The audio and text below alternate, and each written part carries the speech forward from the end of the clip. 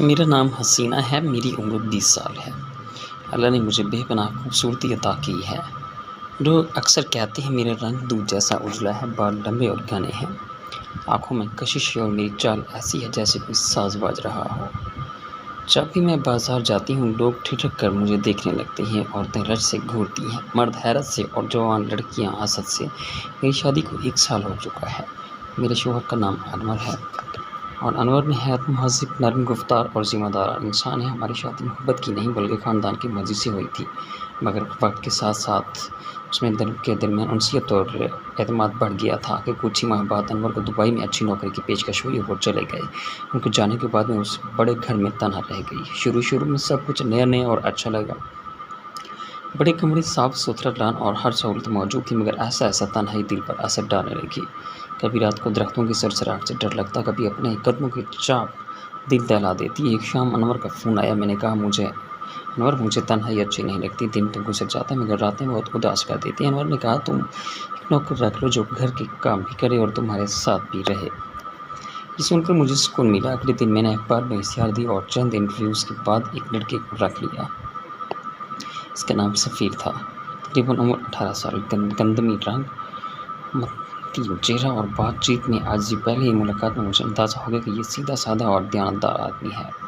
सफ़ीर ने घर के सारे काम बड़ी मेहनत से सँभाल लिए। झाड़ू, बर्तन, खाना पकाना, लॉन की देखभाल सब कुछ वो वक़्त पर कर लेता।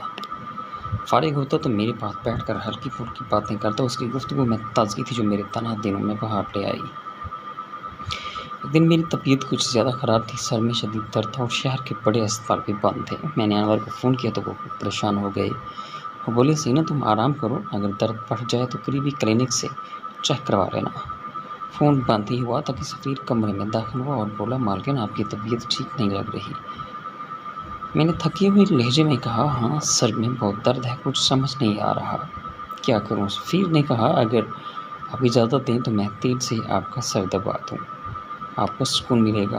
पहले तो मैं झटकी, लेकिन उसकी नरमी और खलूस देखकर हाँ कर दी और वो किचन से तेल गर्म करके लाया और निहायत नरमी से मेरे सर की मालिश करने लगा।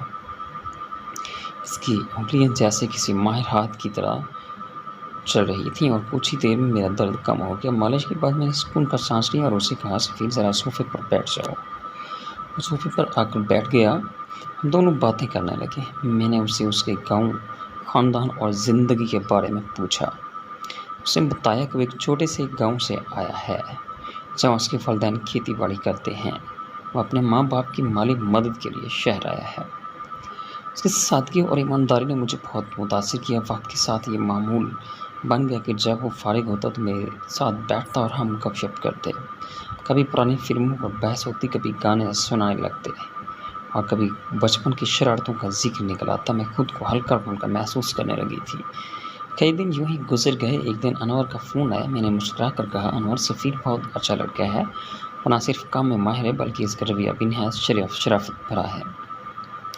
अनवर ने खुश होकर कहा, ये सुनकर अच्छा लगा। तुम अपनी ज़रूरतें उससे पूरी करवा लिया करो और अगर कुछ और चाहिए हो तो मुझे बताना। मैं हँसते हुए कहा, इतना अच्छा नौकर मुझे कहीं और नहीं मिलता। अनवर भी हँस पड़े। वक़्त गुज़र गया और सफ़ीर और मेरी रोज़ाना की गुफ्तगू अब एक आदत बन चुकी थी। मेरे दुःख दर्द का साथी बन चुका था। मैं उसके साथ बेतकल्लुफ़ हो गई थी। उसकी मौजूदगी में तन्हाई का एहसास कम हो गया था। एक शाम मैं लॉन में बैठी थी, दरख्तों के पत्ते सरगोशी कर रहे थे। शाम की खामोशी दिल को मज़ीद उदास कर रही थी। सफ़ीर पानी लेकर आया और मुझे चुप देखकर पूछा, मालकिन आज आप चुप क्यों हैं? मैंने आसगी से कहा, बस अनवर की याद आ रही है। फ़ोन तो करते हैं मगर दिल नहीं भरता। सफ़ीर ने मुस्कुराकर कहा, मैं हूँ ना आपके साथ, चाहें तो मैं आपको हँसा सकता हूँ। फिर उसने अपने गाँव की मज़ाहिया कहानी सुनाई और मैं बेइख्तियार हँसने लगी। इस रात अनवर का फिर फ़ोन आया। मैंने उनसे कहा, अगर सफ़ीर ना होता तो शायद मैं पागल हो जाती। वो बहुत समझदार और खुशमिजाज लड़का है। अनवर ने कहा, मुझे खुशी है कि तुम्हें एक भरोसेमंद साथी मिल गया है।